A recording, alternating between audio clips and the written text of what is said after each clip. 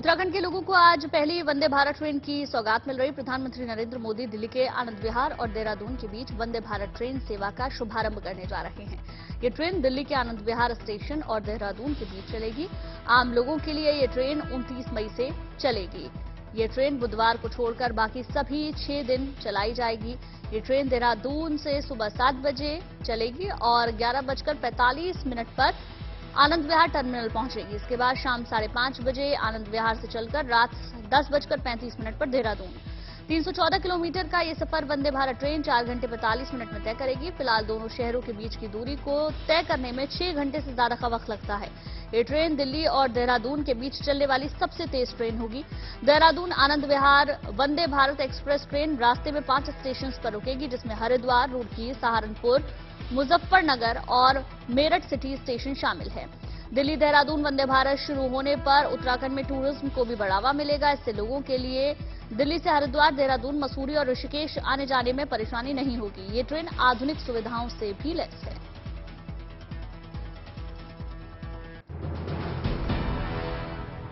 तीन देशों की यात्रा के बाद भारत लौटे प्रधानमंत्री नरेंद्र मोदी का दिल्ली हवाई अड्डे पर भव्य स्वागत किया गया। पीएम का विमान सुबह 5:10 के आसपास दिल्ली के पालम एयरपोर्ट पर लैंड हुआ। प्रधानमंत्री के स्वागत के लिए बड़ी संख्या में बीजेपी कार्यकर्ता देर रात से ही पालम एयरपोर्ट के बाहर जमे रहे और पीएम के स्वागत में रात भर एयरपोर्ट के बाहर ही जश्न मनाया। पार्टी अध्यक्ष जेपी नड्डा खुद पीएम के स्वागत के लिए एयरपोर्ट पहुंचे। वापसी के बाद पीएम ने अपनी विदेश यात्रा को लेकर कहा कि इस यात्रा के दौरान जितना समय उपलब्ध था उसका पल पल मैंने देश की बात करने में, देश की भलाई के लिए निर्णय करने में अपना समय पूरी तरह से उपयोग किया।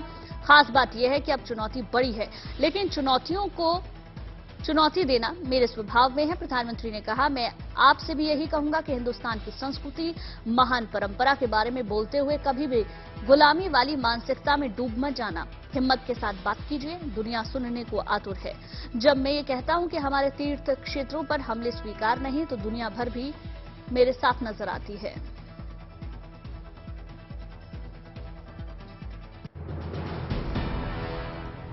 अयोध्या जाने वाले सैलानियों के लिए एक अच्छी खबर है। रामलला के भव्य मंदिर में विराजमान होने के पहले राम मंदिर ट्रस्ट उनके भक्तों की सुख सुविधा की तैयारियों में जुट चुका है।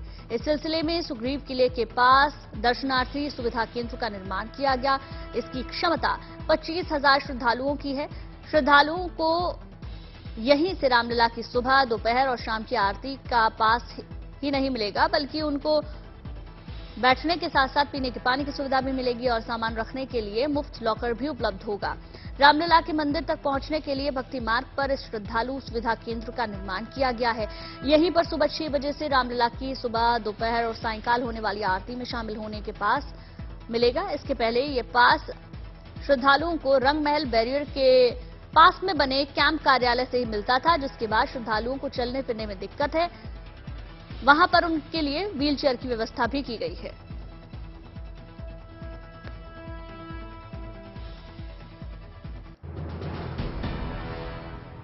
तुलसीदास के श्री रामचरितमानस को लेकर एक नया विश्व रिकॉर्ड बनाया गया है। वाराणसी के डॉक्टर जगदीश पिल्लई ने श्री रामचरितमानस को 138 घंटे 41 मिनट और 2 सेकंड में गाकर दुनिया के सबसे लंबे गाने का गिनीज वर्ल्ड रिकॉर्ड अपने नाम किया है। इस प्रकार श्री रामचरितमानस आधिकारिक तौर पर विश्व के सबसे लंबे गाने के रूप में गिनीज बुक में दर्ज हो चुका है। जगदीश पिल्लई गोस्वामी तुलसीदास जी के श्री रामचरितमानस को अपने अलग तरीके से एक नई धुन में भजन कीर्तन के साथ 138 घंटे 41 मिनट 2 सेकंड तक गाकर दुनिया भर के इंटरनेट आधारित Apple music, Spotify, Amazon music, इसके अलावा कई सारे प्लेटफॉर्म पर यह प्रसारित हो चुका है। 20 मई 2019 को गिनीज बुक ऑफ रिकॉर्ड के नियमों के आधार पर वीडियोग्राफी के साथ इसकी रिकॉर्डिंग भी शुरू हुई। कोविड महामारी की वजह से 1 साल से ज्यादा रिकॉर्डिंग बंद रही। उसके बाद फिर ये काम शुरू हुआ और 10 नवंबर 2022 को रिकॉर्डिंग पूरी की गई। इससे पहले सबसे लंबे गाने का रिकॉर्ड अमेरिका और ब्रिटेन के लोगों के पास था। इन लोगों ने एक ही तरह के इंस्ट्रूमेंटल म्यूजिक बजाकर इस रिकॉर्ड को हासिल किया था।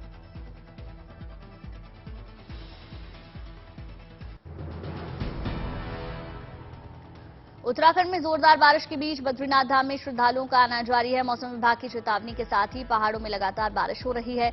बद्रीनाथ धाम में भी रुक रुक कर बारिश हो रही है। यहां कभी तेज बारिश हो रही है तो कभी बारिश थम रही है, लेकिन बद्रीनाथ धाम आने वाले श्रद्धालुओं का उत्साह तेज बारिश के बावजूद कहीं पर भी कम नहीं दिखाई दे रहा। श्रद्धालु छाते लेकर और बरसाती पहनकर भगवान बद्री विशाल के दर्शनों के लिए मंदिर में पहुंच रहे हैं। आपको बता दें, तेज बारिश और कड़ाके की ठंड के बीच बद्रीनाथ धाम में तीर्थयात्रियों का तांता लगा हुआ है। मौसम विभाग ने पहाड़ों में अगले 72 घंटे बारिश का पूर्वानुमान जारी किया है, जिसका असर भी दिखाई दे रहा है। तमाम इलाकों में सुबह से ही रुक रुक कर बारिश हो रही है। मौसम विभाग के मुताबिक कई इलाकों में 60 से 70 किलोमीटर प्रति घंटे की रफ्तार से हवा चल सकती है और गरज के साथ बारिश भी हो सकती है।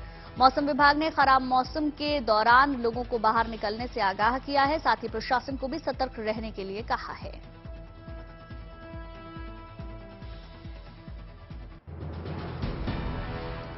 G20 सम्मेलन के लिए विदेशी मेहमान उत्तराखंड पहुंचने लगे हैं। इस सिलसिले में ऋषिकेश पहुंचे विदेशी मेहमानों का फूल मालाओं और लोकगीत संगीत के जरिए भव्य स्वागत किया गया।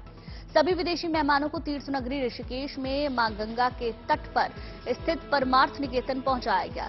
विदेशी मेहमानों ने वहां दिव्य गंगा आरती में हिस्सा लिया और भारतीय संस्कृति से रूबरू हुए। सभी विदेशी मेहमानों को परमार्थ निकेतन में रुद्राक्ष के पौधे भी भेंट किए गए। मेहमानों ने गंगा आरती का अलौकिक अनुभव लिया। वे पूरे भक्ति भाव से इस आयोजन में भाग लेते दिखे। मां गंगा की आरती के बाद सभी विदेशी मेहमानों के लिए पहाड़ी व्यंजनों के भोज का इंतजाम भी किया गया था। भोजन के बाद सभी विदेशी मेहमान टिहरी जिले के नरेंद्र नगर रवाना हो गए। नरेंद्र नगर के ओणी गांव में आज से 28 मई तक G20 की बैठक का आयोजन रखा गया है। इससे पहले देहरादून पहुंचने पर एयरपोर्ट पर भी उनका भव्य स्वागत हुआ। इस दौरान कई मेहमान स्थानीय कलाकारों के साथ थिरकते हुए भी नजर आए।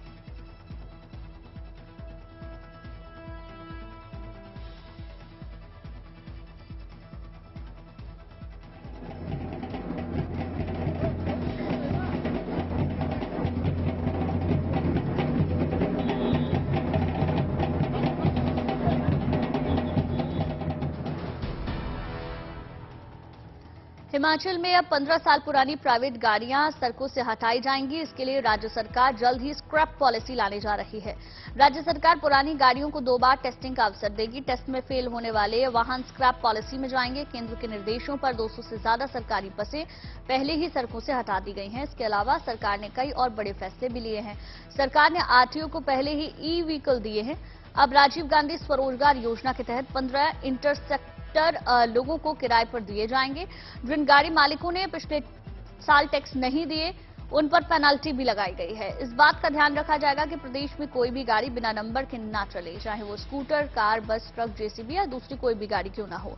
सरकार हिमाचल में ट्रांसपोर्ट माफिया पर अंकुश लगाने के लिए कानून बनाएगी। रोड सेफ्टी को लेकर सरकार खास तौर से गंभीर है। इसके लिए ब्लैक स्पॉट चिन्हित करके दुर्घटना कम करने के प्रयास भी किए जा रहे हैं।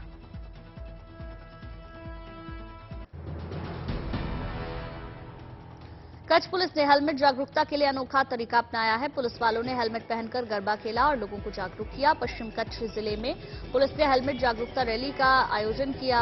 भुज में पहलवानों ने हेलमेट पहनकर गरबा खेला और लोगों को हेलमेट पहनने के लिए जागरूक करने का संदेश दिया। रैली में हेलमेट जागरूकता के लिए झांकियां भी निकाली गई और 2 व्हीलर चलाने वालों के लिए हेलमेट क्यों जरूरी है, इस बारे में ज्यादा से ज्यादा लोगों तक जानकारी उन्हें दी गई। कच्छ बॉर्डर रेंज के जिलों के सरकारी कार्यालयों में नो हेलमेट नो एंट्री नियम लागू कर दिया गया है। लिहाजा पुलिसकर्मी अगर हेलमेट नहीं पहने तो पुलिस खुद उनका चालान काटेगी। वेस्ट कच्छ, ईस्ट कच्छ, बनासकांठा और पाटन चारा जिले में पुलिस हेलमेट के लिए लोगों को जागरूक करने का प्रयास कर रही है।